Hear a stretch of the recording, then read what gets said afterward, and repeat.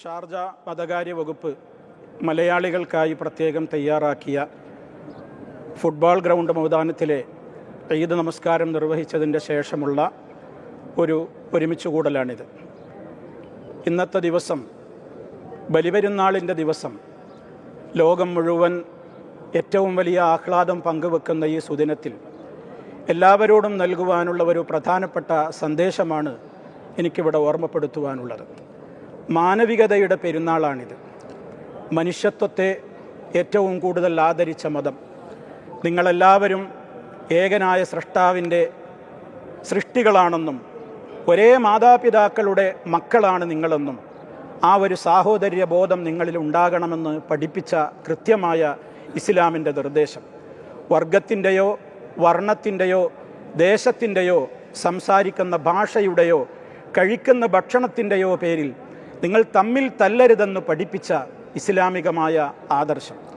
നമ്മളിന്ന് മനസ്സിലാക്കേണ്ടത്, നമ്മുടെ ഇന്ത്യ രാജ്യം ഒരു തെരഞ്ഞെടുപ്പ് കഴിഞ്ഞതിൻ്റെ ശേഷമുള്ള ഒരവസ്ഥയിലാണ് നമ്മളുള്ളത്.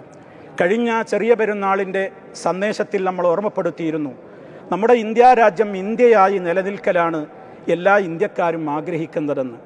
അവിടെ മനുഷ്യരെ തമ്മിൽ തല്ലിക്കുന്ന, വർഗീയത വളർത്തുന്ന, വിദ്വേഷം വളർത്തുന്ന, ഒരാൾക്കും വളം വെച്ചു കൊടുക്കുന്ന പ്രവർത്തനങ്ങൾ ഉണ്ടാകരുതെന്നും അത്തരം ഫാസിസങ്ങളെ തുടച്ചു നീക്കുവാൻ വേണ്ടി നമ്മൾ ചൂണ്ടുവിരൽ ആയുധമാക്കിക്കൊണ്ട് പോരാടണമെന്നും അന്ന് നമ്മൾ പറഞ്ഞിരുന്നു.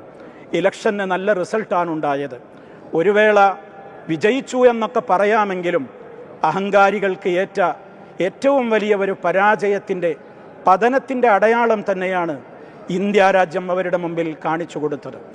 ഒരു സമൂഹത്തെ നോക്കി അവരെ വളരെയേറെ പരിഹസിക്കുന്ന ഒരു ഏകാധിപതിയെയായിരുന്നു ഇന്ത്യ രാജ്യം കണ്ടിരുന്നത്. അഥവാ ഒരു സമൂഹത്തെ മാത്രം പേരെടുത്ത് പറഞ്ഞ് അവർ ഈ രാജ്യത്ത് താമസിക്കാൻ കൊള്ളില്ല, അവരിവിടെ നുഴഞ്ഞുകയറ്റക്കാരാണ്, അവരുടെ സ്ത്രീകൾ ഒരുപാട് കുട്ടികളെ പ്രസവിച്ച് പെറ്റുകൂട്ടുന്ന തള്ളമാരാണ്. മാത്രമല്ല, ഇന്ത്യ രാജ്യത്ത് ഇവിടെയുള്ള എല്ലാ സഹോദരിമാരുടെയും കെട്ടുതാലിയടക്കം പിടിച്ചു പറിച്ച് അവർക്ക് കൊടുക്കുവാനാണ് ഇവിടെ ചില സമാധാനപ്രേമികൾ ശ്രമിക്കുന്നത് എന്നത് വരെ ആ ഒരു ഭരണാധികാരി പറഞ്ഞു, പരിഹസിച്ചു. മാത്രമല്ല, ഞാനിവിടെ എൻ്റെ തീരുമാനമാണ് എല്ലാം, അതിനപ്പുറം ഇന്ത്യയില്ല, ഇന്ത്യ എന്ന് പറഞ്ഞാൽ ഞാനാണെന്ന് പറഞ്ഞ ആ ഏക ഛത്രാധിപതി ചമഞ്ഞ, ഏറ്റവും വലിയ അഹങ്കാരി ചമഞ്ഞ ഭരണാധികാരിക്ക് ഇന്ന് ഏറ്റവും കൂടുതൽ ഏതൊരു സമൂഹത്തെ അദ്ദേഹം നിന്ദിച്ചുവോ ആ ഒരു സമൂഹത്തിന് വാരിക്കോരി സംവരണം നൽകിയ ആന്ധ്രാപ്രദേശിലുള്ള TDP ഗവൺമെൻറ് അടക്കമുള്ള മറ്റെല്ലാവരുടെയും അവരെ ഊന്നുവടിയാക്കിക്കൊണ്ടേ ഇന്ന് അയാൾക്ക് ഭരണക്കസേരയിൽ ഇരിക്കാനോ നിവർന്നു നിൽക്കുവാനോ പോലും സാധിക്കുകയുള്ളൂ എന്ന് നമ്മൾ മനസ്സിലാക്കണം. ആന്ധ്രയിലെ അവസ്ഥ നമ്മൾ മനസ്സിലാക്കുന്നത് ഈ അവസരത്തിൽ നമ്മൾ ചേർത്ത് മനസ്സിലാക്കണം. അവിടെ ഭരണത്തിലേറിയ അവിടത്തുള്ള TDP എന്ന് പറയുന്ന ആ രാഷ്ട്രീയ കക്ഷി അവർ പുറത്തിറക്കിയ ഒരു പ്രകടന പത്രികയുണ്ട്. ആ പ്രകടന പത്രികയിൽ 50 വയസ്സ് കഴിഞ്ഞ് സർവ്വ മുസ്ലിമീങ്ങൾക്കും പെൻഷൻ നൽകുമെന്ന് പ്രഖ്യാപിച്ചു. അതേപോലെ തന്നെ ഇന്ത്യ രാജ്യത്ത് ഉത്തരേന്ത്യയിലും പലയിടങ്ങളിലും മുസ്ലിമീങ്ങളുടെ ഈദ്ഗാഹുകളും പള്ളികളുമൊക്കെ തച്ചു തകർക്കുമ്പോൾ ആ പ്രകടന പത്രികയിൽ പറഞ്ഞത്, ഈ രാജ്യത്തുള്ള പട്ടണങ്ങളിൽ മുസ്ലിമീങ്ങൾക്ക് ഈദ്ഗാഹുകൾക്കും പള്ളികൾക്കും ഗവൺമെൻറ് സ്ഥലം അനുവദിച്ചു കൊടുക്കുമെന്നതായിരുന്നു. മാത്രമല്ല, എല്ലാ പള്ളികളും ആ പള്ളികളിലെ ഇമാമുമാർക്ക് മാസാന്തം 5000 രൂപ ശമ്പളം സാലറി ഗവൺമെൻറ് നൽകുമെന്ന് പ്രഖ്യാപിച്ചു. മാത്രമല്ല, മുസ്ലിമീങ്ങളിൽ പെൻഷൻ ആനുകൂല്യം പ്രഖ്യാപിക്കുമെന്ന് പറഞ്ഞു. എന്നു വേണ്ട പള്ളികളുടെയൊക്കെ പുനരുദ്ധാരണത്തിന് വേണ്ടി മാസാന്തം 50,000 രൂപ മെയിൻ്റനൻസിനായി നൽകുമെന്നും 1 ലക്ഷം തുടക്കത്തിൽ തന്നെ മൊത്തം ഗഡുവായി നൽകുമെന്നുമൊക്കെ പ്രഖ്യാപിച്ചു. ഞാനിത് പറയുന്നത് എന്തെങ്കിലും ഒരു രാഷ്ട്രീയം പറയാനല്ല. ഇവിടെ നമ്മൾ മനസ്സിലാക്കണം, ഒരു സമൂഹത്തെ ഈ രാജ്യത്ത് നിന്ന് നശിപ്പിച്ചേ അടങ്ങൂ എന്ന വീരവാദം മുഴക്കിയ ഏകാധിപതി ചമഞ്ഞ ഒരു ഭരണാധികാരിക്ക് ഇന്ന് ഞാൻ ഈ എണ്ണിപ്പറഞ്ഞിട്ടുള്ള എല്ലാ ആനുകൂല്യങ്ങളും ഞങ്ങൾ കൊടുത്തേ നിൽക്കൂ, ഞങ്ങൾ അത് കൊടുക്കുക തന്നെ ചെയ്യുമെന്ന് പ്രഖ്യാപിച്ച അവരാകുന്ന ഊന്നുവടികളെ ഈ ഭരണാധികാരിക്ക് 2 കക്ഷത്തും ഇറുക്കിക്കൊണ്ടല്ലാതെ ഇന്ന് എഴുന്നേറ്റ് നിൽക്കാൻ പോലും സാധ്യമല്ല എന്നുള്ള അവസ്ഥ നമ്മൾ തിരിച്ചറിയണം. ഇതെന്തുകൊണ്ടുണ്ടായതാണ്? ഇന്ത്യ രാജ്യം ഒരുമിച്ച് നിന്നു എന്നുള്ളതാണ്. ഇന്ത്യ രാജ്യത്ത് സമാധാനം ആഗ്രഹിക്കുന്ന ഹിന്ദുവും മുസൽമാനും ക്രിസ്ത്യാനിയും സിഖും ജൈനനും എല്ലാവരും തോളോട് തോളുരുമ്മി ഇന്ത്യ ഇന്ത്യയായി നിലനിൽക്കണം, ഇവിടെ വർഗീയതയുണ്ടായിക്കൂടാ, വിദ്വേഷമുണ്ടായിക്കൂടാ എന്ന് പ്രഖ്യാപിച്ചുകൊണ്ട് നാടോടി നടന്ന് പണിയെടുത്തതിൻ്റെ ഫലമാണ് ഇന്ന് ഇന്ത്യ രാജ്യത്ത് കാണുന്ന ഈ ഒരവസ്ഥ. അതുകൊണ്ട് തന്നെ വിചാരിച്ചത്ര ഇനി കാര്യങ്ങൾ എളുപ്പമാവില്ല. അതുകൊണ്ട് തന്നെ നാം അള്ളാഹുവിനെ സ്തുതിക്കുക, ഇത് നിലനിൽക്കണം. ഇനി നമ്മുടെ കേരളത്തിലേക്ക് വന്നു നോക്കൂ.